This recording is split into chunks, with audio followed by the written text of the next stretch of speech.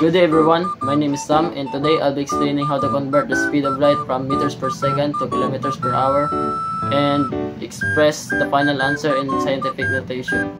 The speed of light is approximately 3.0 times 10 raised to the power of 8 meters per second. Convert this speed into kilometers per hour and express the answer in scientific notation. This problem will help us practice unit conversion, which is very important in physics when we deal with different measurement systems.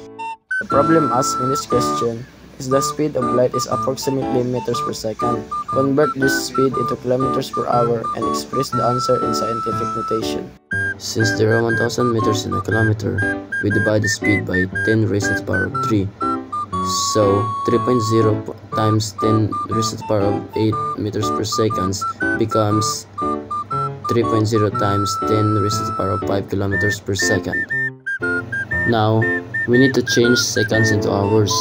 Since there are 3600 seconds in 1 hour, we multiply by 3600 and this leads us to 3.0 times 10 raised to the power of 5 kilometers per second times 3600 seconds per hour. Next, we're gonna multiply the numbers in scientific notation. So first, let's multiply the numbers. 3.0 times 10 raised to the power of 5 multiplied by 3.6 times 10 raised to the power of 3. And it will come up to 10.8 times 10 raised to the power of 8. The last step is we're going to put it into proper scientific notation. So the 10.8 times 10 raised to the power of 8 is equals to 1.08 times 10 raised to the power of 9 kilometers per hour. So the speed of light is about 1.08 billion kilometers per hour.